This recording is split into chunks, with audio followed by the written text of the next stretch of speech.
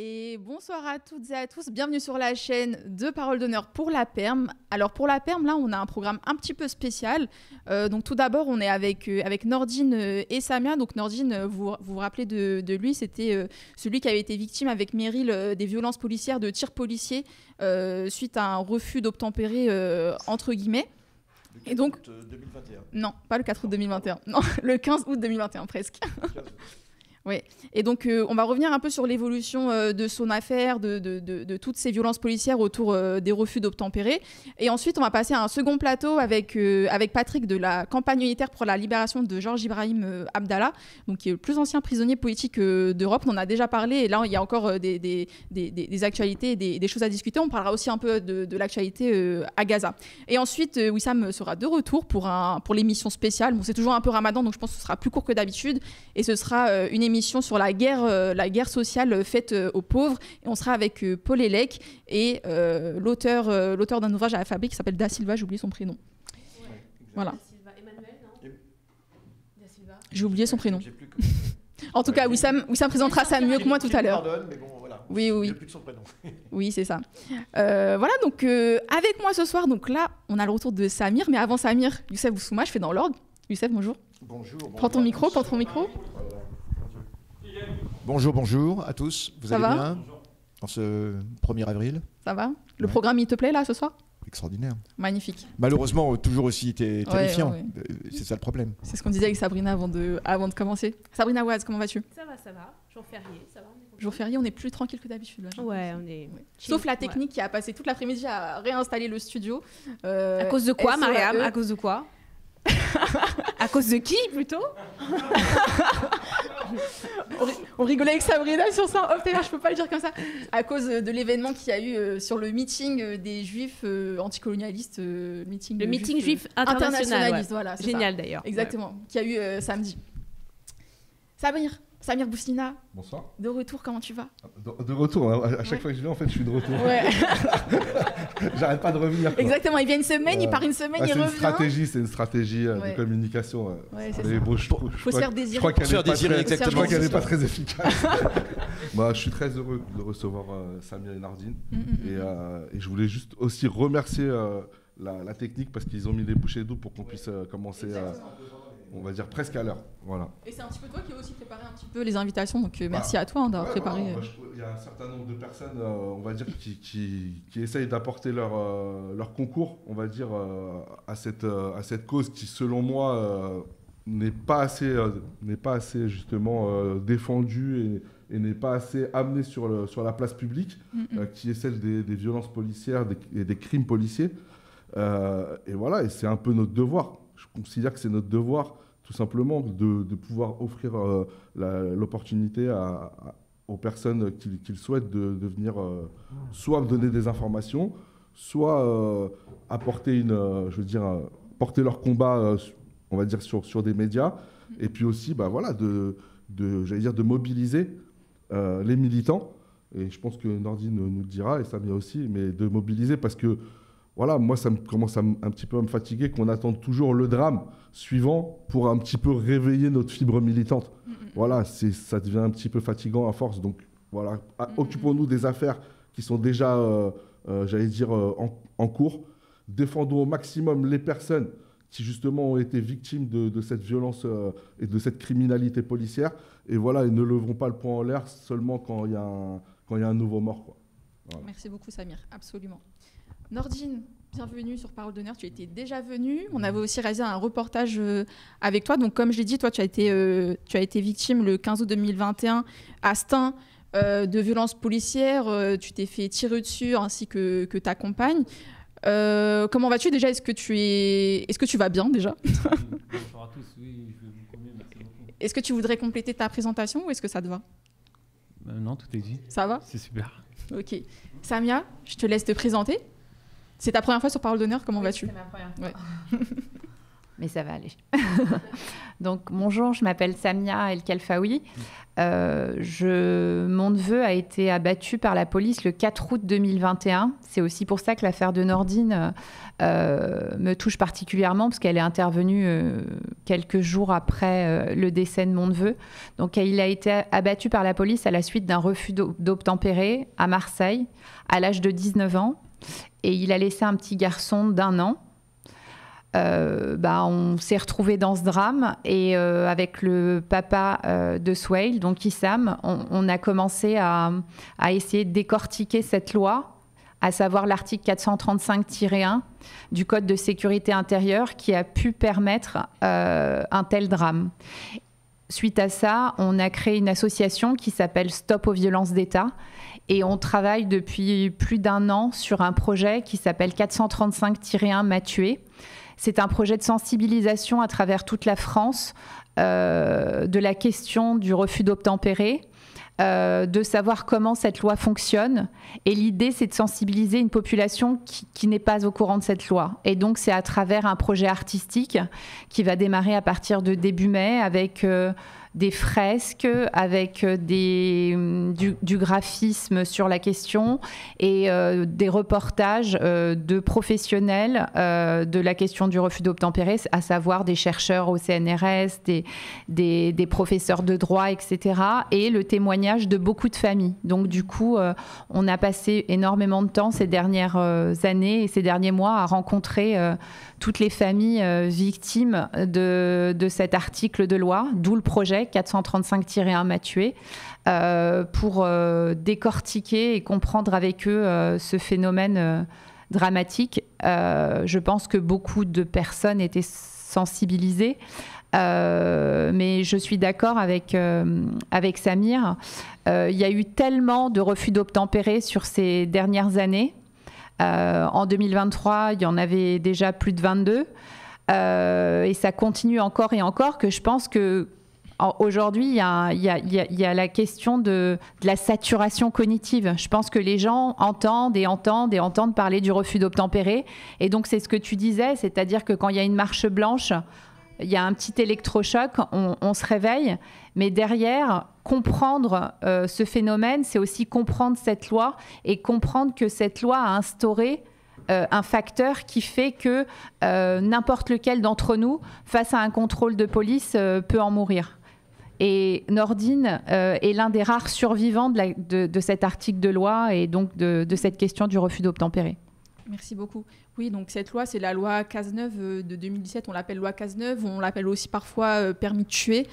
Et donc c'est vrai que suite à cette loi, il y a énormément de violences policières et parfois de morts suite à des refus d'obtempérer. On discutait des chiffres avant l'émission. On disait que là, depuis 2017, on est à une quarantaine environ. 47, oui. 47.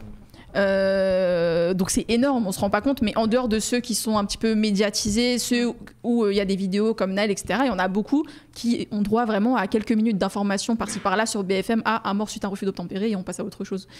Donc vraiment merci à tous les deux d'être ici avec nous. Et Nordine, si ça te va, est-ce que tu pourrais nous raconter toi ton expérience, ton histoire, pour un peu que les gens comprennent bien et pour qu'on rentre dans le sujet de façon concrète avec une histoire un petit peu réelle, quoi, si ça te va. Bien sûr. Alors, je vais commencer par le début. Le 16 août 2021, on sortait du restaurant avec mon ami. Et au niveau de Stein, pour rentrer à Sarcelles, on est obligé de passer par Stein. Donc au niveau de Stein, une voiture se met à côté de moi et commence à me dire t'as une gueule de bien défoncée. Enfin voilà, il y a des échanges de mots un peu comment dire, un peu fleuri, ouais. Un peu virulent, voilà. Et donc voilà, il y a un jeu de regard, enfin il y a plein de... Donc à ce moment-là, il y a des gens qui descendent, qui tournent autour de la voiture et qui me demandent de me mettre sur le côté. Moi, dans le doute, j'obtempère, je m'arrête, je me dis est-ce que c'est eux, est-ce que c'est pas eux. Pourtant, il n'y a pas de gyrophare, il n'y a pas de brassard de police, il n'y a aucun signe distinctif. Mais dans le doute, je m'arrête quand même. Je m'arrête, j'éteins mon véhicule et j'attends. Et Et de là, il y a quelques personnes individuelles qui descendent, qui entourent ma voiture et qui essayent de rentrer de force. Donc moi, je m'attendais à les papiers ou qu'on me demande mon permis. Enfin, et là, non. Je vois qu'on essaye de rentrer dans mon véhicule de force et qu'on essaye de casser la fenêtre. Donc moi, par peur, j'ai démarré et j'ai essayé de partir. Donc de là, on s'est fait tirer dessus. J'ai reçu 7 balles à bout portant et Meryl a reçu une balle. Notre pronostic vital a été engagé, on l'a échappé de peu. Donc à partir de là, moi, 15 jours après, je suis sorti de l'hôpital. J'ai été convoqué au tribunal, enfin au commissariat pour une audition. De là, j'ai été placé en garde à vue. Et je suis passé en comparaison immédiate. Donc à 15 jours de ma sortie de l'hôpital. Donc de là, on a voulu me mettre en prison. J'ai eu de la chance que, enfin entre guillemets de la chance, que mon état ne le permettait pas. Donc de là, j'ai été mis en examen. Enfin, je devais aller signer toutes les semaines à la gendarmerie sous contrôle judiciaire. Donc voilà, qui a duré jusqu'au jugement. Donc à partir de là, il y a eu le jugement. Et au jugement, j'ai été condamné à 2 ans avec de la prison immédiatement. Ça vous avait surpris, je te rappelle, on avait fait un space, je crois, sur ça, à l'époque. Oui, et bien moi j'étais au procès. Et d'ailleurs, je vois les réactions dans le chat des gens qui disent « Ah, dinguerie, dinguerie ». C'est toi qui as été jugé, hein, que ce soit bien clair, c'est toi qui as été jugé et jugé coupable. Pas les policiers. En fait, là, on parle de... Parce que l'affaire elle a été divisée en 2. Il y a les policiers qui me poursuivent. Donc, dans ces cas-là, ça va très, très vite. Et moi qui les poursuis, ça dure encore des années. Oui. Donc, où eux, ils me poursuivent, ça a été très vite. En 6-8 mois, voilà, j'ai été jugé au mois de février et j'ai été placé en détention. À mon jugement. Il faut que les gens se rendent compte, c'est-à-dire que tu avais encore des séquelles, des blessures à ce moment-là. J'étais encore, bien sûr. Ouais. Et malgré ça, tu étais condamné. Combien de mois de détention tu as fait déjà ? En fait, ils m'ont mis en prison et comme j'ai fait appel de la décision et mon état ne le permettait pas, ils m'ont remis en liberté au bout de 2 mois. D'accord, tu as fait quand même 2 mois de prison. Oui. Préventive. Hein. Non, pas préventive. Ferme. Enfin, j'ai été condamné. Oui, suite à ta condamnation. Oui, suite à ma condamnation. Oui, c'est absolument incroyable. Alors, juste une précision, on aura compris pourquoi ils font vraiment diligence lorsqu'il s'agit de faire aboutir la plainte. De passer en procès. On a compris pourquoi, parce qu'il faut absolument que la personne soit condamnée avant qu'il y ait le procès contre eux-mêmes. Hein, de façon à ce que la personne arrive pour son procès avec déjà une condamnation, ce qui évidemment, généralement, influe sur le jugement. Donc ça, c'est quelque chose d'absolument inique, d'absolument, disons-le, crapuleux. C'est exactement ça. C'est assez systématique, oui, et d'ailleurs même quand... parce que Nordine est un survivant, mais dans la plupart du temps, lorsqu'il y a un refus d'obtempérer et que en fait un policier tire en invoquant la 435-1, il tire sur une cible qui est soit qui est à l'arrêt, soit qui redémarre à peine. Donc en fait, c'est un tir à bout portant et c'est ce qui cause cette mortalité qui n'a rien à voir avec ce qui était en vigueur avant en fait cette loi de 2017 où lorsque le policier, dans le cadre d'une légitime défense avec une voiture qui lui fonçait dessus à pleine vitesse, tirait. Mais la plupart du temps, il ne les tuait pas. Là, c'est la caractéristique, on l'a vu en live, j'allais dire quasiment avec la mort de Naël, c'est vraiment à bout portant. Donc cette létalité-là, elle est terrible. Oui, rappelons que pour la police et pour donc cette nouvelle loi de 2017, tout policier quasiment en situation est en légitime défense. C'est que ce soit lui qui interpelle ou autre, il est considéré comme étant en légitime défense. Et donc, à la limite, et donc toutes les violences qui vont suivre sont caractérisées par cette légitime défense. Il est en légitime défense en permanence. On sait que maintenant, il peut même faire usage de son arme en dehors des heures de service, d'ailleurs. Alors, en tout cas, pour l'article 435-1, en fait, c'est le policier a le droit de tirer s'il est face à un danger imminent le concernant lui ou quelqu'un de son équipage. Mais la particularité de la loi, c'est qu'elle a instauré un flou avec le mot susceptible. Il a été ajouté à ça que si, en fait, le policier pense que susceptiblement le chauffeur de la voiture peut être un danger ultérieur, il a le droit de tirer. Et c'est ce qui fait que, en fait, dans tous les cas, s'il tire, il peut justifier de son tir par ce fait-là. Et l'histoire que Nordine nous raconte avec la double procédure, là, Nordine est en vie. Mais lorsque les personnes sont mortes, la double procédure fonctionne également. Il faut savoir qu'en fait, ils attaquent un mort. Oui. Donc, c'est un système qui permet de diviser les affaires, qui permet en fait aux familles et aux avocats de ne pas pouvoir avoir l'intégralité du dossier. Et on peut accéder au dossier, et ça, j'interpelle les familles qui sont concernées par ces drames-là. Vous avez la possibilité de lire le dossier d'instruction qu'au moment du non-lieu, qu'au moment du classement sans suite. Et ce classement sans suite, c'est l'étape qu'on vit tous dans 99% des cas. Et derrière, soit on décide de continuer en faisant appel au doyen des juges d'instruction pour qu'un juge soit nommé. Ça coûte de l'argent à la famille. Et lorsque le juge d'instruction n'est pas nommé automatiquement, mais qu'on doit aller le chercher, ce sont des affaires qui durent 4 ans, 5 ans, 6 ans. Samia, tu parles du classement sans suite en cas de plainte contre les forces de police, alors, dans ce cas-là. Comment ? À quelle occasion tu parles du classement sans suite ? Le classement sans suite, c'est lorsqu'en fait, il y a un décès et que l'enquête est ouverte par l'IGPN. Mais avec après plainte de la famille ou... Il n'y a pas besoin qu'il y ait... Pas besoin. Non. Enfin, on décide de classer sans suite, comme ça. C'est donc le... En fait, il y a quand même une enquête préalable qui est faite par l'IGPN. C'est ça. Et c'est suite à cette enquête-là qui est remise au parquet. Et là, en fait, le juge du parquet décide ou pas du classement sans suite. Mais dans nos affaires, dans 99,9% des cas, la première étape est le classement sans suite. Et lorsqu'une famille décide de poursuivre, il faut à ce moment-là qu'elle récupère le dossier d'instruction parce que c'est là qu'elle aura toutes les pièces du dossier. Et Nordine, donc si tu voulais venir aujourd'hui, c'est aussi parce que le procès du coup contre les policiers, cette fois-ci, va avoir lieu à l'automne prochain, c'est ça ? Exactement. Donc la partie où moi je les poursuis se rapproche et ce sera d'ici l'automne prochain, oui. Et comment est-ce que ça se préfigure ? Quelles sont tes attentes, toi, vis-à-vis de ce procès ? Franchement, c'est difficile, parce que contre les policiers, l'histoire nous dit que ça a toujours été très difficile de les faire condamner. Déjà, c'est très difficile de les faire condamner.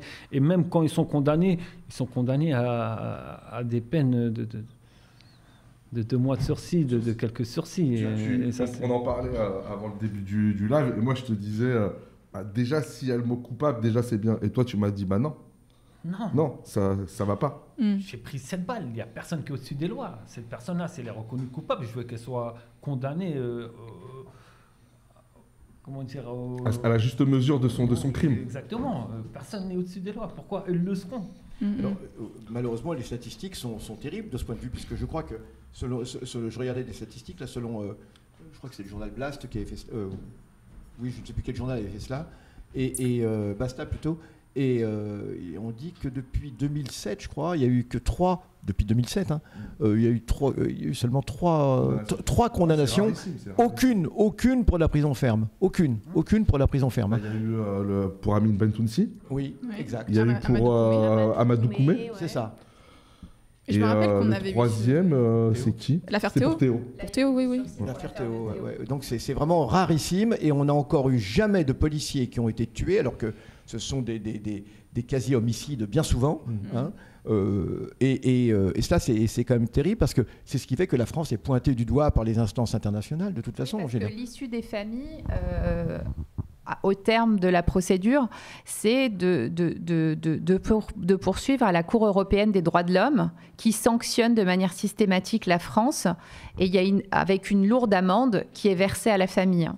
le fait est qu'en France, en fait, les familles, parce qu'aujourd'hui on est là, mais la lutte contre les violences policières, ça fait plus de 40 ans que ça dure. Il y a eu énormément de collectifs avant. Il y a eu Vivolé, il y a eu le collectif qui s'est transformé en réseau d'entraide Vérité et Justice. Il y a eu le collectif qui continue encore, hein, le collectif d'Amal. Il y a eu tout le travail également que la famille Traoré a fait. Il y a eu énormément... Avant, il y a eu, si je peux me permettre, il y avait tout ce que le MIB a fait, oui, le mouvement de migration des banlieues, bien sûr. Et les comités de famille, oui, il y avait donc c'est vraiment très très ancien parce que tout ça a permis quand même de 77 quand même. Tout ça a quand même permis de pouvoir dire des mots. Avant, on parlait de bavure policière. Aujourd'hui, on parle de violence policière systémique. Les choses avancent. Les médias commencent à être sensibilisés par la question. C'est par le travail de toutes ces familles, de ce militantisme qu'on n'a pas d'autre choix de faire pour faire avancer la cause. Parce qu'il faut savoir que toutes les familles qui sont concernées par les violences policières, elles reçoivent ce choc et immédiatement après... Moi, personnellement, dans le cadre du décès de mon neveu, j'ai dû, pendant 2 mois, faire du porte-à-porte, aller chercher les informations. J'ai contacté des chercheurs du CNRS pour comprendre cette loi, pour la décortiquer, pour savoir pourquoi, en fait, de manière systémique, en fait, elle touchait le même type de population, à savoir des personnes racisées, souvent hommes. C'est vrai qu'il y a eu Rayana, par exemple, qui est décédé, mais c'est là souvent un dommage collatéral, c'est-à-dire c'est quelqu'un qui est occupant de la voiture. Il y a eu bien sûr quelques cas pour les refus d'obtempérer où il s'agit de personnes blanches, comme ça a été le cas pour Romain Cheneva. Il y a la Cour de cassation là, qui va intervenir le 4 avril. Il s'agira de l'affaire de Luis Bico. C'est une affaire terrible. Regardez la vidéo de Luis Bico. Regardez ce qui s'est passé. C'était un homme de 47 ans qui a été traité depuis 30 ans pour une schizophrénie bipolaire.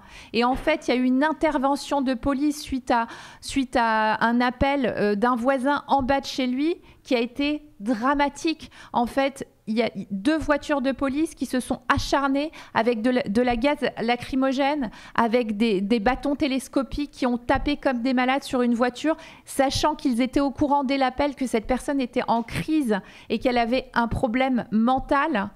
Et en fait, ils n'en ont pas tenu compte. Et au moment où il a redémarré, on lui a mis 12 balles et 2 l'ont tué d'une manière mortelle. Regardez la vidéo, vous verrez c'est quoi la police qui agit. Ils étaient paniqués, ils demandaient est-ce que tu as un taser, ils ne savaient pas quoi faire. Et comme on leur offre la possibilité d'avoir une arme létale, 1-2 a tiré, 12 balles. Oui. Parce que c'est ça qui est absolument hallucinant, c'est que des gens diront oui, mais il y a de la délinquance, il y a tout cela. Oui, mais oublions tout cela. La question qu'on pose, pourquoi la police française était armée avec des armes terribles?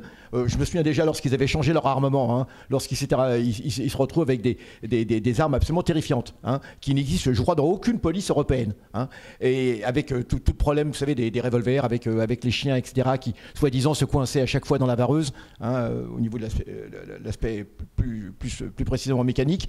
Mais on donne à un policier comme ça une arme terrible qu'il a dans sa main, et il est quasiment assuré de l'impunité. Hein, il le sait, on lui dit, il n'y a pas de problème. Donc, en cas de bavure, il n'y a pas de... Mais c'est absolument incroyable.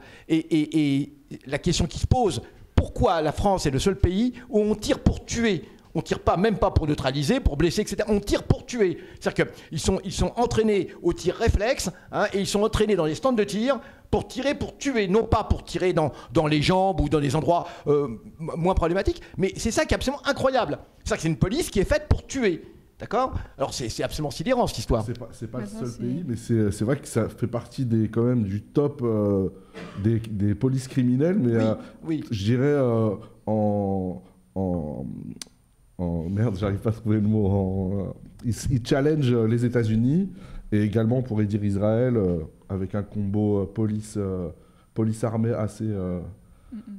criminel aussi, quoi. Voilà, pourquoi est-ce qu'on ne leur apprend pas en fait, on s'inspire des plus mauvaises polices et des plus mauvaises forces de l'ordre du monde. C'est ça qui est un petit peu flippant. Après, la problématique en France aussi, elle est liée au fait que en fait, le commandant de la police, c'est quand même le ministre de l'Intérieur, et on observe que plus en fait le gouvernement en place a des difficultés à gouverner, à imposer en fait son gouvernement, plus le bras armé qu'est la police va être dans de la sanction et de la sévérité. Moi, j'habite à Paris.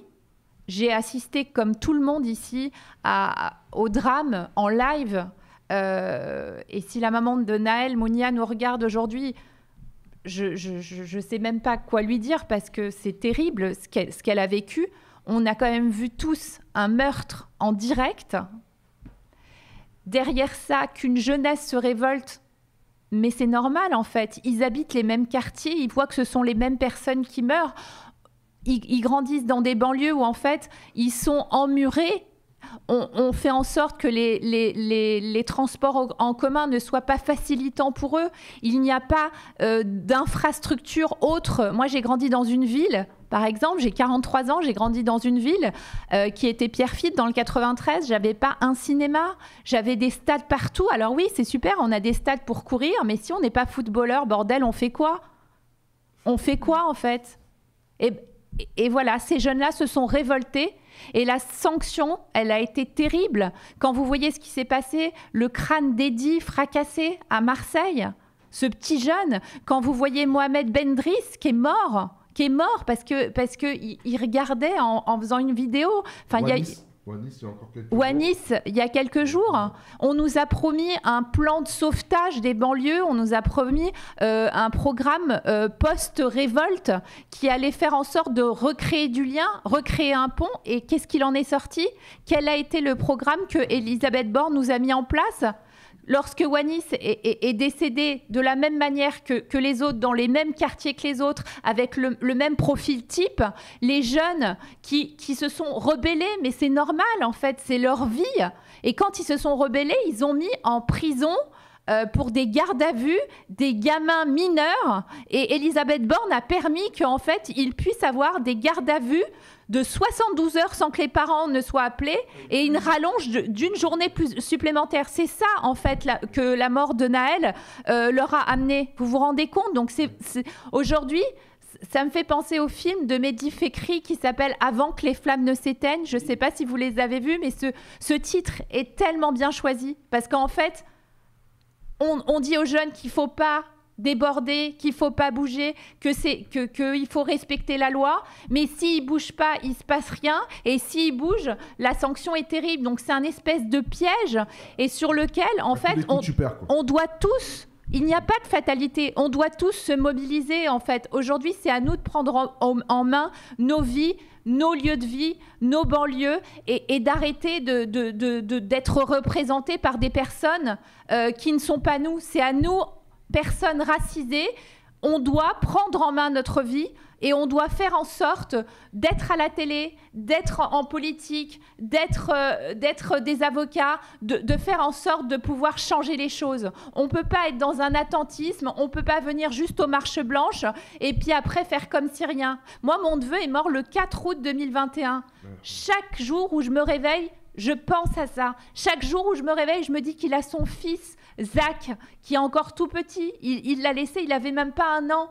Qu'est-ce qu'on va lui dire? Moi, j'ai 2 petits garçons de 4 ans et 6 ans. Je comprends tous les Français éduqués, qui ont des boulots et une bonne situation en France, qui, face à ça, se disent « Stop la France, on se barre de ce pays ». Beaucoup pensent ça. Beaucoup dans mon entourage l'ont fait. Et nous, on essaie de résister. Quand t'as les moyens. Oui, et nous, on essaie de résister. Mais il faut qu'on soit solidaire. Il faut penser aux familles. Nordine, par exemple, il en est à son 4e avocat. Ce sont des coûts colossaux, en fait. Il faut soutenir les familles, financièrement, physiquement, se mobiliser avec eux pour que ça ne vous arrive pas à vous et que ça n'arrive pas à vos enfants. Vas-y. Oui, c'est ça. Ça coûte extrêmement cher et tu as parfaitement raison, Samia, de dire cela. Bon, vu notre antériorité, j'ai vu un nombre absolument incroyable de ce genre d'affaires policières au cours de mon existence de militant. Et ce qui est terrible, c'est de voir ces familles, comme tu le disais très bien tout à l'heure, projetées dans une situation qu'elles n'avaient pas du tout envisagée. Beaucoup de ces familles, même la plupart ne faisaient même pas de politique du tout, ils n'étaient même pas au fait des enjeux sociétaux, la plupart, et donc elles se retrouvent projetées dans une situation absolument incroyable où elles ont face à elles la police avec toute sa force, toute sa puissance, cette espèce d'esprit de corps qui fait que d'un bout à l'autre, tout le monde va être toujours solidaire des policiers qui ont tiré. Pareil par rapport à un État absolument incroyable. Elles se retrouvent face à une situation financière qui est très difficile parce qu'elles doivent assumer justement tous ces frais, etc. Elles doivent constituer un comité de soutien très rapidement. Bien souvent, elles ne connaissaient pas du tout les affaires politiques, les affaires militantes, etc. Nordine a dû arrêter de travailler. Nordine, tu as eu combien d'opérations, combien de greffes? 4 greffes osseuses. C'est ça. Et en plus, au niveau de ton emploi, tu as perdu ton emploi, non? Oui, je ne peux plus travailler là. Mais c'est ça, en plus, de toute façon, tu ne pourrais même pas, au niveau santé, etc. Donc, au niveau de la solidarité, c'est quelque chose qui est très important.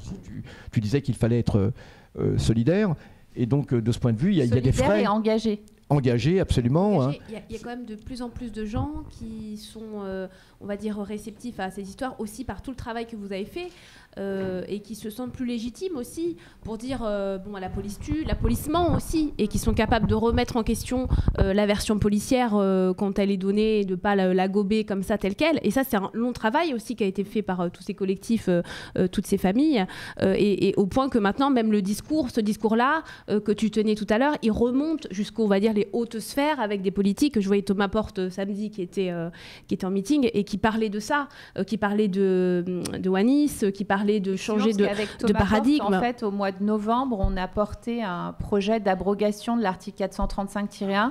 Je l'ai accompagné dans la sélection, c'est pas la sélection, mais les familles qui ont souhaité y participer en témoignage, et on a choisi aussi des experts pour qu'en fait ils viennent faire partie de cette commission sur leur niche parlementaire du mois de novembre. Le texte a été soumis. Après, étant donné la situation politique de l'Assemblée, on savait pertinemment que ça n'allait pas être voté. Toutefois, ça a permis de sensibiliser. Il y a plusieurs commissions en fait en cours actuellement sur l'article 435-1. Même si ce qu'on comprend et ce que j'observe, c'est que les politiques en fait ne veulent pas changer la loi. Parce qu'en fait, ils reproduisent les propos des policiers, à savoir qu'il faut défendre les policiers, qu'en fait, on ne peut pas leur retirer leurs droits, etc. Mais ils ne connaissent pas réellement la loi et ne comprennent pas réellement que cette loi, quelque part, a une part d'illégalité. Et le projet sur lequel je travaille, qui s'appelle 435-1 m'a tué, et à la fois un projet de sensibilisation par les arts pour sensibiliser au plus large. On s'est battu pendant 1 an pour obtenir les subventions parce que, en fait, quand vous êtes contre l'État, il faut vous dire que c'est extrêmement difficile d'être financé. La Ligue des droits de l'homme nous a apporté son soutien. On a présenté notre projet également auprès d'Amnesty International qui a sélectionné nos projets et nous finance, et également la Fondation de France. Donc on va enfin pouvoir le démarrer. Et ce projet-là est à la fois une sensibilisation sur toute la France de cette question-là. Et en parallèle, on a mis un pôle de chercheurs, de professionnels, d'hommes de loi, de sociologues qui travaillent à la réécriture de cette loi pour en faire au final une proposition. Et donc, on va lancer dès le début du mois de mai, en fait, les réseaux sociaux sur ce projet. Donc, tous ceux qui nous écoutent aujourd'hui, suivez-nous, parce qu'en fait, il faut que la communauté soit grande et forte pour qu'on puisse avoir du poids pour pouvoir essayer de faire changer cette loi. Mais je suis convaincue qu'on va y arriver tous ensemble. Samia, il y a quelqu'un qui demande est-ce que madame peut expliciter ce qu'est l'article, réexpliquer, parce que bon, les gens n'ont pas... Oui. Ouais. Donc, l'article 435-1 du Code civil de sécurité a été... de sécurité intérieure a été mis en place en février 2017 durant le gouvernement d'Hollande par le ministre de l'époque qui était Cazeneuve. C'était à la suite en fait de l'affaire de Viry-Châtillon où en fait des policiers avaient été mis en danger et d'un lobbying qui avait commencé depuis plusieurs années et notamment suite à l'affaire d'Amin Bentounsi où en fait les syndicats de police revendiquaient le fait de pouvoir tirer lorsqu'ils se sentaient en danger. Donc cette loi a été mise en... Vous rappelez qu'Amin Bentounsi a été tué de balles dans le dos. Oui. Cette loi a été mise en place durant une période très particulière, donc c'était durant l'état d'urgence. Et en fait, cette loi a sorti du cadre qu'on avait tous de légitime défense, à savoir de se défendre de manière proportionnelle à une attaque et à provoquer, à créer en fait une légitime défense particulière pour les policiers qui ont le droit de tirer sur une voiture qui est considérée comme étant arme par destination, soit si cette voiture les attaque personnellement, eux ou quelqu'un de leur brigade, c'est-à-dire si elle fonce sur eux, soit, et c'est ça le caractère particulier et quelque part illégal de cette loi, soit si en fait le policier pense, et il y a un mot qui a été mis, qui est susceptible, pense que le chauffeur de la voiture, le conducteur de la voiture est susceptible lors de sa fuite d'être un danger pour autrui. Et donc, en gros, pour synthétiser, à chaque fois qu'il y a un refus d'obtempérer et à chaque fois qu'un de vous, en fait, un des jeunes, parce que c'est souvent des jeunes et c'est souvent des jeunes hommes et c'est souvent des jeunes hommes en banlieue, par panique en fait, noir ou arabe, voilà, par panique, redémarre, le policier a le droit de tirer et il n'aura aucune conséquence à ce tir-là si en fait dans le cadre de la procédure est indiqué qu'il a tiré pour une question de légitime défense et donc pour la 435-1.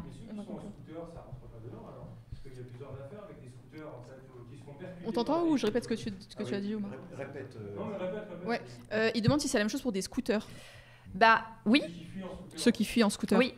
Alors après, c'est particulier pour les scooters parce qu'effectivement, on a vu, en l'occurrence là pour Nice, ce qui est particulier, c'est qu'en fait, le préfet l'allemand avait mis en place une particularité sur la région parisienne. Parce que normalement, dans les textes, vous n'avez pas le droit de poursuivre un deux roues. Sauf que sur la zone de la région parisienne, le préfet l'allemand a mis des particularités à ça en disant que il y avait une forme de dérogation, en fait. Et c'est ce qui fait que, en fait, il y a beaucoup de morts en deux roues, en fait. Ouais. On va devoir conclure parce qu'il y a l'autre plateau qui attend. Peut-être un dernier mot pour la fin à chacun. Est-ce que vous voulez ajouter quelque chose, insister sur la façon dont on peut vous soutenir ou ce que vous voulez? Moi, j'ai mis ma cagnotte en ligne. J'aimerais bien qu'on puisse y participer le maximum possible pour on va la remettre, ouais. On va la remettre. Ouais, super. Bah, y est là. Voilà, et comme je vous ai dit, bientôt arrivera le procès. J'aimerais bien aussi qu'il y ait du monde au procès qui vienne me soutenir. Tu nous transmettras la date? La date, dès que j'ai la date, je vous la transmets, oui. Et je vous remercie beaucoup. RTT. RTT, voilà. Mais Youssef, c'est très bien. C'est pas la première fois. C'est pas la première fois. Merci beaucoup, Nordine. Merci. Samia, peut-être un dernier mot? Merci de nous avoir reçus. Je pense que plus on donne la parole à ces affaires, à ces questions-là, plus on sensibilise. L'Insta de 435-1 Mathieu va démarrer le 1er mai. Mais en attendant, vous pouvez nous suivre sur Vérité pour Swail. Et voilà, juste à tous les jeunes... tous les jeunes de banlieue et autres, que vous ayez pas le permis, que la voiture soit volée ou pas, en fait, vos vies valent plus que ça. Et à chaque fois que vous redémarrez, vous vous mettez dans un danger mortel. Donc, prenez soin de vous, avant tout, et prenez soin de votre famille, parce que quand une personne part dans une famille, c'est toute la famille qui est détruite. Donc voilà, faites attention à vous. Merci beaucoup, Samir, Sabrina. Non, bah merci à eux. Youssef, dernier mot. T'es pas obligé. Hein. Non, mais dernier mot. Non, je pensais à globaliser les choses, oui. Vivement qu'il y ait à nouveau un grand collectif qui unit. Il y a eu des tentatives dans le passé, un grand collectif qui unit toutes ces familles, parce que on est toujours beaucoup plus fort lorsqu'on est unis. Hein. Il y a eu des tas de tentatives depuis ces 40 dernières années. Et voilà. La dernière, j'y crois. À la suite de la mort de Naël, on a mis en place la coordination nationale contre les violences policières et elle regroupe des collectifs, le réseau d'entraide Vérité et Justice, le collectif Urgence Police Assassine d'Amal Bentoussi et également le collectif d'Adama Traoré avec Assa et plusieurs autres collectifs. Donc je pense qu'aujourd'hui, les familles ont compris qu'en fait, on était plus forts ensemble. Après, vous savez, c'est comme la politique, faut savoir se parler, il faut savoir connaître les codes de chacun et se respecter. Mais je pense que ça évolue de manière positive. J'y crois en tout cas. Super. Bravo, merci à tous les deux. Merci. Et vous revenez quand vous voulez, évidemment, sur le plateau de Parole d'honneur. Merci. Beaucoup. On enchaîne, les amis. On va enchaîner. On peut appeler les prochains invités. Justement, je vais le faire. Donc, pour rappel aussi, il y a la marche du 21 avril, donc la marche racisme, islamophobie, nos enfants en danger, à l'initiative de Amal Bentoussi et de Yessa Belkhodja, qui aura lieu le 21 avril, hein, comme je viens de le dire. Donc, n'hésitez pas à suivre la page sur les réseaux sociaux qui a été mise sur le chat et à partager et à en parler autour de vous. Jusqu'au jour J. Merci beaucoup, au revoir. Pour la protection des enfants, la protection contre les violences institutionnelles, donc on est en plein dedans. Hein. C'est ça, on est en plein dedans. Samir est parti. On fait quoi? On fait une petite pause ou on continue direct? On continue direct? Bah, il faut attendre l'invité. Oui. Ouais, 2 minutes quoi. Vite fait. 2 minutes de pause, les amis, on revient.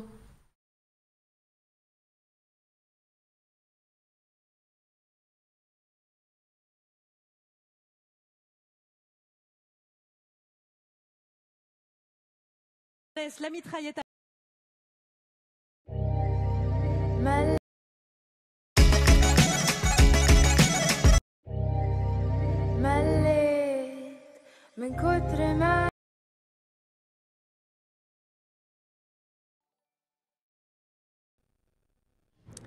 Et rebonsoir après ces quelques minutes de pause. Donc j'espère qu'on vous a pas trop déprimé, démoralisé avec le sujet précédent.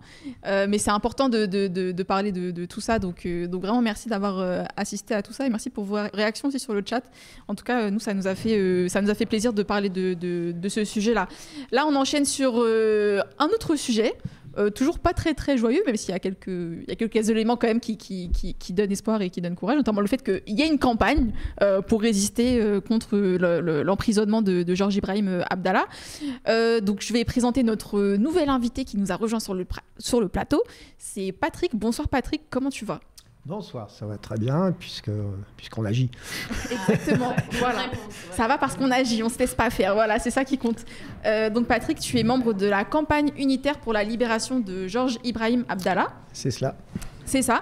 Et tous les ans, vous avez un mois d'action pour la libération de Georges Ibrahim Abdallah et vous avez notamment le rendez-vous, la grande manifestation à la prison de Lannemezan, c'est dans la région de Toulouse il me semble, où il est emprisonné depuis les années 80 et donc Georges Ibrahim Abdallah, je vais rappeler rapidement qui c'est, hein, même si on en a déjà parlé, on a une émission sur notre chaîne YouTube, on en parle assez régulièrement, mais pour les nouveaux, donc Georges Ibrahim Abdallah, c'est le plus ancien prisonnier politique d'Europe, il est emprisonné depuis 40 ans, donc en France. Voilà, hein, la France toujours dans les bons records, dans les bons, toujours dans les bons plans, voilà, toujours dans les mauvais coups, voilà, c'est ça. On n'est jamais déçus dans l'ignominie, du carcéral, du policier, ils sont toujours au rendez-vous. On remarque que c'est beaucoup plus dans ce registre-là que dans d'autres registres beaucoup plus bucoliques, beaucoup plus intéressants, d'accord ? Non, c'est vraiment le registre de la répression, le registre policier, carcéral. Exactement. Voilà, et donc Georges Ibrahim Abdallah, c'est un militant libanais, c'est un militant communiste libanais. qui a été arrêté à Lyon dans les années 80. En 84. 84, exactement. 84 et emprisonné en 87, il me semble. En fait, il était proche des FARC, des fractions armées révolutionnaires libanaises. Donc voilà, c'est vraiment un résistant libanais pro-palestinien, hein. C'est aussi pour la résistance de la Palestine, ça c'est important de le dire. Et au départ, il avait arrêté uniquement pour une affaire de faux papiers, si je ne me trompe pas, à Lyon. De vrais faux passeports. Exactement. Donnés par l'Algérie. Exactement. Je vais vous laisser raconter ça en détail. Non, mais tu le juste fais après. très bien. Et donc ensuite, donc il y a eu des affaires aussi, il y a eu des affaires d'attentats dont il a été rapproché. Et ensuite, il a été condamné. Il a fait sa peine de sûreté de 15 ans. Et il est libérable depuis 99. Mais il n'est toujours pas libéré. Et c'est là où je vais vous poser la question. Eh bien, pourquoi est-ce qu'il est toujours emprisonné? Et en quoi ce refus de le libérer, il est bien plus politique, entre guillemets, que judiciaire, hein. Là, on est sur une affaire vraiment de prisonnier politique. Patrick. On peut prendre l'affaire sous deux angles peut-être. Il y a le côté purement juridique et puis le côté politique. Alors, le côté purement juridique, ça peut aller assez vite, c'est-à-dire qu'il a été l'objet à chaque fois d'innovations judiciaires. Par exemple, son procès de 1987, donc, à la suite duquel il a été condamné à perpétuité, c'est le premier procès qui se passe avec une cour d'assises spéciale. Donc, c'est-à-dire une cour uniquement composée de juristes et pas de jury, en absence d'un jury populaire. Donc déjà là, il avait inauguré une nouvelle formule qui évidemment abaisse les droits de la défense. Par ailleurs, dans ce procès, il était défendu par un avocat qui en fait travaillait pour les services secrets français. Oui. Et on l'a su même avant la fin du procès, puisque cet avocat... Mazurier, on peut dire son nom. Et il l'a avoué après, hein, il le met dans le reportage Blast, il l'a avoué après, hein, même l'avocat. Et il a écrit un livre qui raconte tout ça. Donc simplement, ce fait-là aurait dû annuler le procès, donc ça n'a pas été le cas. Par la suite, après 99, il a aussi inauguré la nouvelle loi sur la rétention de sûreté, donc qui évidemment, comme dans tous les cas, avait été prévue seulement pour les délinquants sexuels, qui présentaient un danger s'ils étaient libérés. Évidemment, ce cas-là a été élargi à tous les prisonniers, et donc Georges Ibrahim Abdallah a aussi donc inauguré cette rétention de sûreté qui évidemment aggrave les conditions nécessaires pour une libération conditionnelle.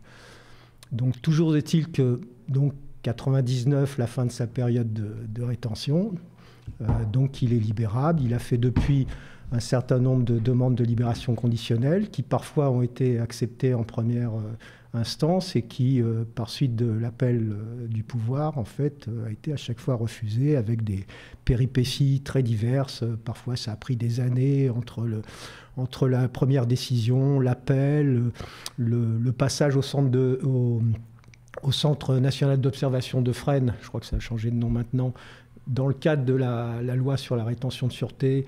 Donc 6 semaines d'observation à Fresnes pendant lesquelles on évalue entre autres sa dangerosité, parce que ça c'est un concept extrêmement scientifique, la dangerosité d'un prisonnier, on ne sait pas trop ce que ça veut dire, mais enfin c'est ce qui est étudié entre autres pendant ces 6 semaines où il est observé par toutes sortes de personnes, où il discute avec des psychiatres évidemment, parce que c'est quand même quelqu'un qui est certainement malade pour avoir agi de cette façon. Donc toutes sortes de péripéties, la dernière remontant déjà à plusieurs années, puisque l'avant-dernière, puisque là quand même il faut le dire, il y a une nouvelle demande de libération conditionnelle qui a été déposée en juin dernier, en juin 2023, une demande de libération-expulsion, et il est possible que cette demande soit étudiée au cours de ce mois d'avril. Donc on verra ce qui se passera, mais en tous les cas la précédente demande qui avait suivi son cours habituel, en fait, a été acceptée seulement avec une condition, c'est qu'il fallait que le ministre de l'Intérieur signe un décret un arrêté d'expulsion. Ça, c'est dans le cadre de l'interprétation de nouvelles lois. Évidemment, vous savez bien que les lois répressives s'enchaînent et s'accumulent. Et donc, il y avait une nouvelle loi qui disait qu'un étranger qui pouvait obtenir une demande de libération conditionnelle devait être expulsé. Ça posait aucun problème, puisque de toute façon, son pays, le Liban, le réclame, a déjà fait plusieurs demandes pour dire qu'ils étaient prêts à l'accueillir, évidemment. Toujours est-il que donc, Manuel Valls, qui était ministre de l'Intérieur à l'époque, donc, a refusé de signer cet arrêté d'expulsion. Et donc ça a en fait empêché sa libération. À la suite de ça, il y a eu une procédure, disons, qui s'est terminée devant le tribunal administratif, mais ça a pris encore il y a eu la cassation, l'appel, la cassation, le tribunal administratif. Le tribunal administratif, donc au tribunal administratif, l'avocat de Georges Ibrahim Abdallah a demandé effectivement que l'État signe cet arrêté d'expulsion. Et donc le tribunal administratif a finalement statué qu'on ne pouvait pas obliger le gouvernement à signer cet arrêté d'expulsion, mais en même temps, la rapporteure du gouvernement a dit clairement qu'elle ne voyait pas de solution juridique au cas de Georges Ibrahim Abdallah. Ce qui signifie que, enfin, nous on interprète ça comme ça, c'est-à-dire que depuis le début, on explique que l'affaire Georges Abdallah, si on appelle ça une affaire, mais c'est pas l'affaire Dreyfus, hein, c'est pas un innocent qui a été condamné, c'est un militant politique qui s'est engagé. Donc nous on dit depuis le début que le cas Georges Abdallah est un cas purement politique et que sa libération ne dépend que du pouvoir et d'une décision politique. Et là, en fait, c'est ce qui a été finalement reconnu par la rapporteure du gouvernement dans cet avis-là du tribunal administratif. Donc ça, c'est la partie juridique. Je ne sais pas si c'est très clair parce que c'est extrêmement compliqué. Après, il y a la partie politique, c'est-à-dire effectivement... qui est Georges Ibrahim Abdallah et pourquoi le pouvoir, visiblement, le maintient en prison. Donc, il est donc dans la 40e année de sa détention. Alors, d'abord... Il a quel âge aujourd'hui Donc, nous sommes le 1er avril, demain nous serons le 2 avril, et c'est le jour de son anniversaire, et donc il aura 72 ans demain. Oui, il aura 72 ans demain, et donc 72 ans et 40 ans passés en prison en France. Donc voilà, ça, je pense que peut-être même dans cette salle des gens qui sont moins âgés que le nombre d'années qu'il a passé en prison. Oui, il y en a. Bon, il y en a. Ouais, il y en a, mais de pas beaucoup. En 2 ans. Voilà. Et donc la raison, c'est que Georges Ibrahim Abdallah est un militant politique, un militant communiste. Il n'a jamais clamé son innocence, il n'a jamais renié ses idées, ses idéaux et les actions qui ont été commises par son organisation, les fractions armées révolutionnaires libanaises, même si on n'a jamais pu démontrer évidemment que c'était lui qui les avait accomplis, il a été condamné à perpétuité pour complicité d'assassinat. Mais dans la loi française, complicité d'assassinat, la peine est la même que pour assassinat. Et je t'interromps une minute, mais c'est là où c'était sensible l'affaire, c'est-à-dire que les 2 assassinats, c'était un représentant du Mossad, je crois, et l'autre c'était un Américain. Alors, c'est pas n'importe quel Américain. Voilà, donc là, c'était aussi... C'était sensible, c'est pour ça que c'est devenu très très vite politique et très très vite... Si je peux me permettre juste là-dessus, ce sont des officiels... c'était l'un... alors, il y a 2 choses. Il y en a un, c'était un consul américain, et l'autre, c'était un attaché militaire américain. Et sinon, c'était l'Israélien, c'était Yaakov Bar-Simantov, qui était le numéro 2 du Mossad en France.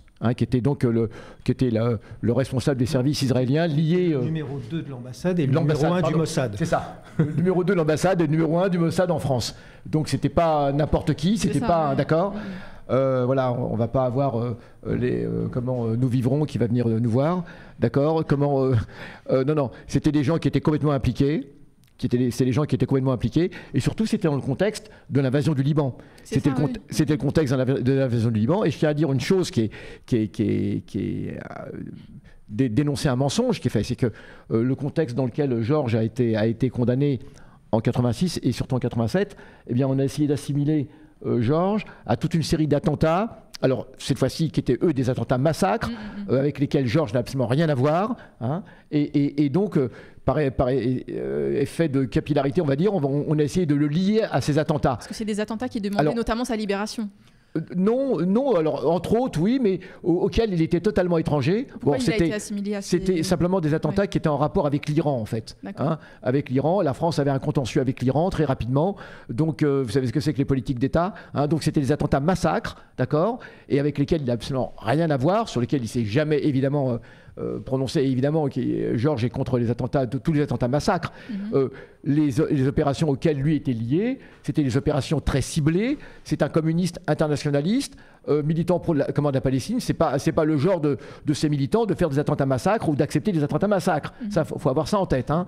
Et donc, du coup, lui, c'était effectivement des opérations militaires qui ciblaient précisément des responsables américains et israéliens dans le cadre d'une... En Europe, parce que les FARL avaient décidé de porter en fait le fer contre les responsables de ce qui se passait au Liban et les responsables des armées de la coalition avec les sionistes qui s'en prenaient effectivement à la Palestine et au Liban. Et donc, c'est pour ça qu'ils avaient décidé de faire des actions en Europe.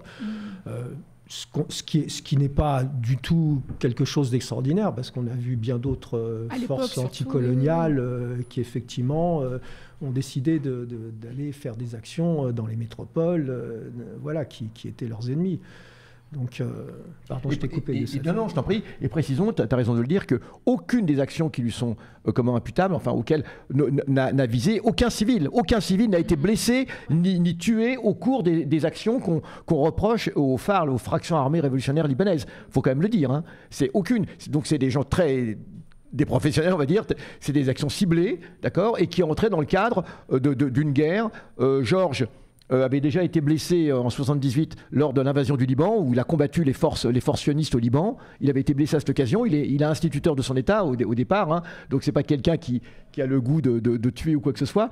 Et c'est un militant révolutionnaire, d'accord. Et lorsque des militants révolutionnaires ont recours aux armes, c'est pour des choses précises. C'est pas quelque chose qui fait plaisir. On ne prend pas les armes c'est comme tous les révolutionnaires. Hein. On le fait parce qu'on est tenu de le faire pour arrêter une violence. Ça s'inscrit dans une démarche de résistance. Mais de résistance, c'est pour interrompre une violence, en fait. Hein. Alors si les gens ont de meilleures recettes pour interrompre une violence, qu'ils nous le disent, hein, mais depuis toujours. On propose la soumission. Voilà, alors c'est soit la soumission ou alors écrire et demander poliment, hein, ce que les Palestiniens. Voilà, une pétition, les pétitions ça marche. Ouais, une pétition au gouvernement israélien. Se couper les cheveux par. Oui. Patrick, je t'avais coupé tout à l'heure. Moi, j'ai une question pour Patrick. Ouais, excuse-moi, Patrick. Il y a quelqu'un qui demande, et je trouve ça assez intéressant de savoir comment on traite les prisonniers politiques. Il demandait des précisions sur les conditions de rétention de Georges. Et je sais qu'on peut demander à le rencontrer. Apparemment, il rencontre assez facilement les gens. Il y a pas mal de militants qui vont le voir régulièrement. Il paraît, enfin moi, c'est ce que j'ai entendu des gens qui vont le voir, que c'est plutôt lui qui remonte le moral des militants en leur disant mais non, ça va aller, il y a de l'espoir, on va y arriver, hein. Et ça me fait assez rire de voir que c'est lui finalement qui est assez positif et optimiste, alors que c'est plutôt le contraire qui devrait arriver. C'est l'optimisme de la volonté des révolutionnaires, effectivement. C'est qu'il estime, en dépit des drames actuels, et que finalement les peuples opprimés gagneront leur libération, et voilà, mais gagneront leur libération parce qu'effectivement ils auront accepté les sacrifices qui sont nécessaires, et donc on parlait de ceux qui pensent que la résistance peut s'exprimer d'une autre façon que par la violence armée. On l'a bien vu depuis le 7 octobre. Depuis le 7 octobre, la question palestinienne est revenue au centre de toute l'actualité mondiale et au centre de l'attention de tous les peuples. parce qu'effectivement, elle a accompli une offensive, elle a accompli un acte armé qui a complètement bouleversé les stratégies à la fois de l'ennemi sioniste et puis les stratégies aussi des grandes puissances impérialistes. Donc on voit bien que c'est toute l'expérience des luttes anticoloniales. On ne connaît pas de lutte anticoloniale qui ait obtenu le succès sans effectivement la violence armée et sans la participation de toutes les masses populaires de ces peuples colonisés dans le soutien à la violence armée. C'est ce qu'on voit actuellement. Et c'est ce qu'on reproche aussi, donc, c'est ce qu'on reproche, c'est ce que l'État français impérialiste, mais aussi donc les États-Unis qui interviennent, qui sont intervenus de multiples fois et qui continuent à intervenir pour que Georges Abdallah soit maintenu en prison.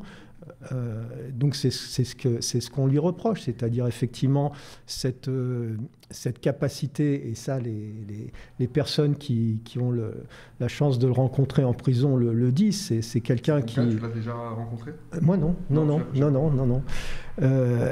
Mais il a une... Ton petit sourire, ça fait quelque chose. Tu l'as déjà rencontré ? Pas du tout. Ah bon ? Peut-être pas en prison alors, ailleurs. Je t'en prie, reste poli. Aïe, Youssef, il est dans des trucs, mais il ne dira rien. Non, donc ceux qui le rencontrent en prison disent qu'ils rencontrent un homme qui a une force extraordinaire, qui a aussi une capacité d'analyse de tous les processus qui aujourd'hui dans le monde effectivement opposent les peuples à leurs oppresseurs, opposent aussi dans tel pays donné, en France, les classes opprimées à la bourgeoisie nationale. Et cette capacité d'analyse, il l'a parce que en prison,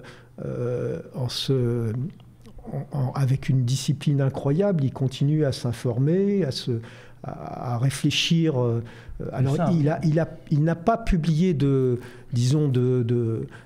textes programmatiques mais de nombreuses. Il a l'autorisation de produire, en t'écoutant, c'est ce que il peut produire un texte et le diffuser. Oui, nous diffusons, effectivement, c'est un des... D'ailleurs, il le fait souvent. Oui, c'est un des rôles que nous avons, c'est effectivement de diffuser ces interventions qu'il écrit à différentes occasions, soit d'événements en France ou internationaux, ou pour telle ou telle manifestation. Et dans ces interventions écrites que nous essayons de diffuser, on voit effectivement, finalement, en filigrane, une ligne politique et une pensée politique qui s'affirme de manière très claire, qui concerne à la fois les stratégies mondiales de l'impérialisme, qui concerne évidemment la question de la Palestine, qui est au centre finalement de cette affaire Georges Ibrahim Abdallah, mais qui concerne aussi, et ça je veux dire, on peut même faire le lien avec le débat précédent, parce que qui concerne aussi les formes de répression dans les sociétés occidentales, dans les métropoles occidentales. Et d'ailleurs, Georges s'est déjà exprimé là-dessus, hein, oui, bien sûr. Sur toutes ces violences policières, etc. Donc c'est pas quelqu'un qui serait uniquement dans la politique internationale. Non, c'est un communiste révolutionnaire. Je me souviens qu'il avait soutenu les Gilets jaunes, je me souviens. Oui, non, c'est exprimé là-dessus. Ouais. Bien sûr, c'est un communiste révolutionnaire, donc il est sensible à toutes les luttes populaires, que ce soit au Liban ou au Moyen-Orient. Ouais. Et en prison, ce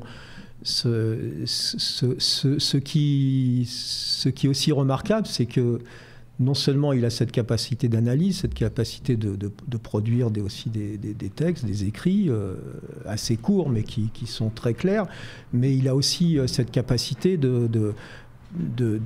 d'agir dans les limites qui sont celles de la prison, par exemple en se solidarisant par des grèves de la fin d'une journée, enfin des grèves de plateau on dit, quand dans le monde les prisonniers turcs par exemple se révoltent ou dans d'autres pays. Et d'ailleurs juste une anecdote que je vais raconter concernant Georges, c'est qu'en fait il s'était solidarisé d'une lutte qui avait eu lieu dans sa propre prison à Lannemezan, où des détenus musulmans demandait un aménagement pour le ramadan. Alors c'était au début des années 2000.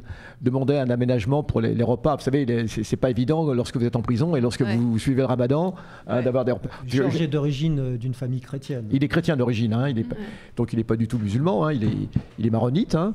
Et donc du coup, comment il s'était solidarisé et les détenus savaient pas trop comment exprimer. C'était parti un petit peu comme les jeunes disent, c'était parti en vrille. Et ça risquait de devenir extrêmement violent entre les détenus et les gardiens. Hein, alors qu'ils avaient des revendications, etc. Et Georges s'est fait un petit peu l'intermédiaire.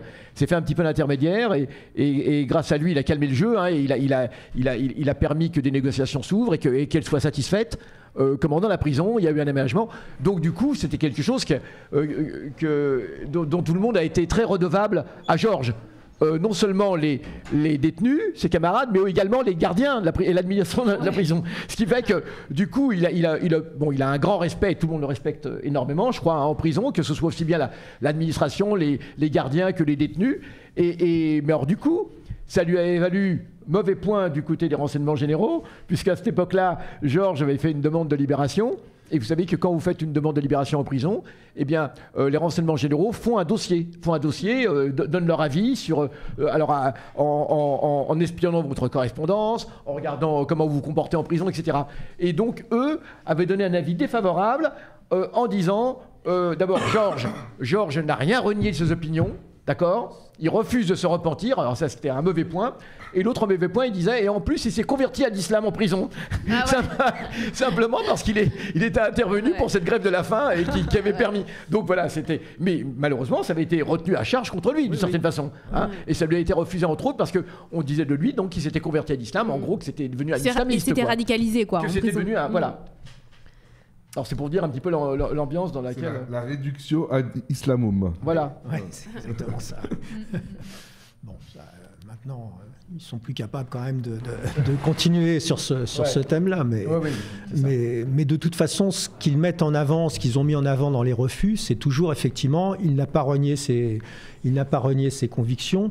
Et à certaines fois, on a dit aussi, retournant au Liban, il pourrait avoir une action contraire aux intérêts de la France. Oui. Donc ça, c'est quelque chose de très... Voilà, c'est directement politique, on comprend. Mais en fait, il faut dire les choses, ce sont les Américains qui imposent la sanction.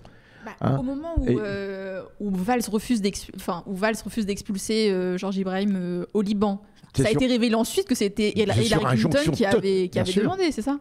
C'est sur injonction des Américains.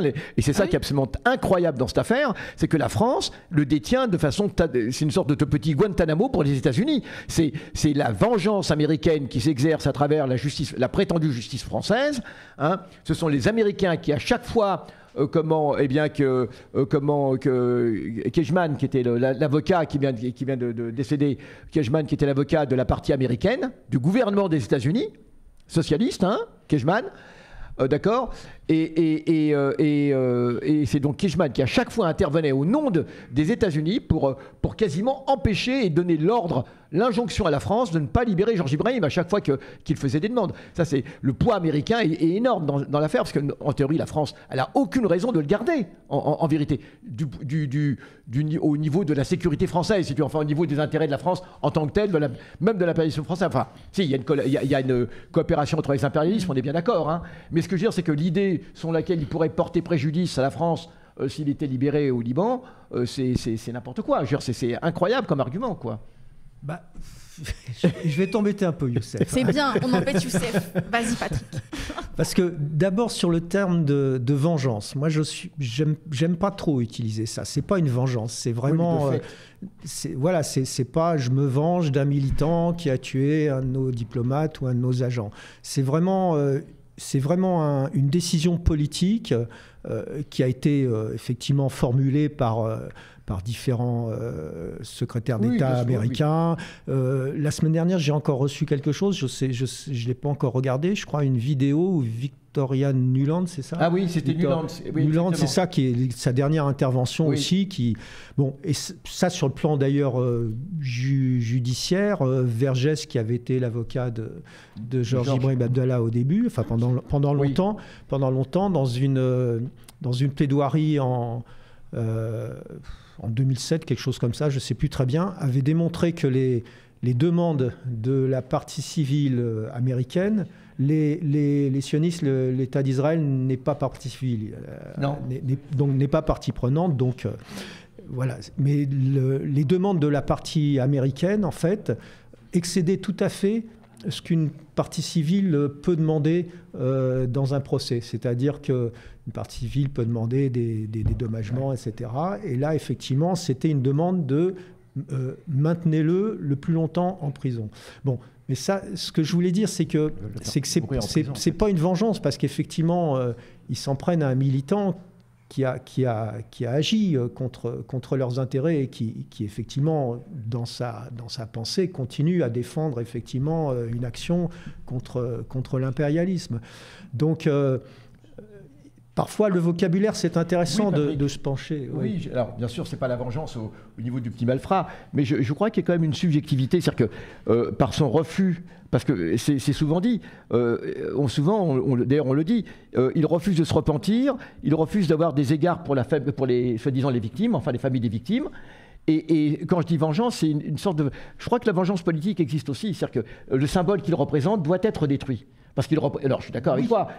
Oui, non, mais c'est une vengeance politique. C'est pas la vengeance mais c'est surtout l'exemple qu'il montre, hein, de dignité, de fermeté, etc.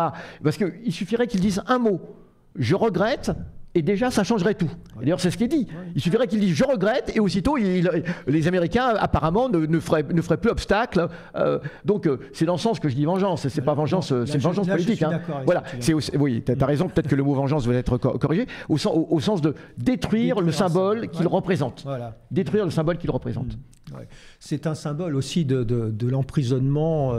De l'emprisonnement pas seulement de militants libanais, parce que Georges Abdallah a été membre du FPLP, et donc c'est aussi un prisonnier palestinien d'une certaine façon, c'est un prisonnier d'une organisation palestinienne. Et donc les liens de Georges Abdallah avec la Palestine sont non seulement des liens de solidarité active, parce qu'il a combattu effectivement avec les organisations palestiniennes au Liban contre l'invasion de son pays par l'ennemi sioniste, mais qu'en plus il a des liens avec Ahmed Saadat, par exemple, l'ancien secrétaire général du FPLP, qui est détenu dans les prisons sionistes. Donc ce lien, il est vraiment extrêmement fort, et c'est ce qui explique aussi la nature de l'acharnement politique qui existe contre lui. C'est la question de la Palestine, hein, qui aujourd'hui, évidemment, maintenant est revenu au devant de la scène, au premier plan. J'ai vu tout à l'heure que la directrice de l'université de Toulouse Jean Jaurès, porte plainte contre des étudiants qui tractaient, notamment pour la Palestine et aussi pour la libération de Georges Ibrahim Abdallah. Et donc, elle porte plainte pour eux. Devinez pourquoi? Apologie du terrorisme. Non, c'est l'autre. Antisémitisme, bravo Mariam. Si j'écoutais j'ai juste entendu c'est l'autre, ouais, ça doit être ça. Voilà. Piquez que les grammes, vous rattrape. Tu seras antisémite. Ah non, c'est raté. Réponse A, réponse B.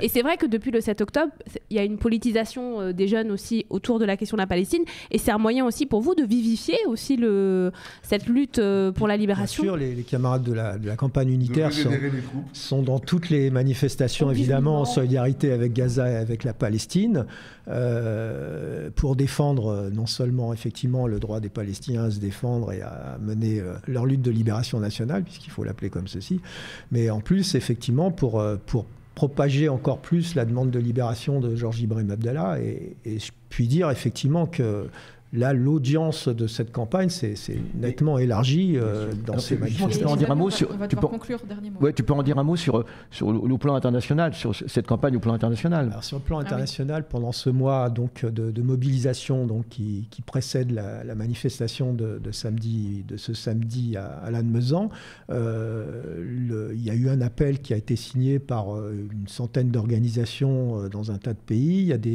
Il y a des manifestations diverses qui ont eu lieu sur 2 ou 3 continents, et au Liban même, effectivement, la campagne internationale agit pour la libération de Georges Ibrahim Abdallah, avec notamment ses frères donc, qui sont très actifs dans cette campagne.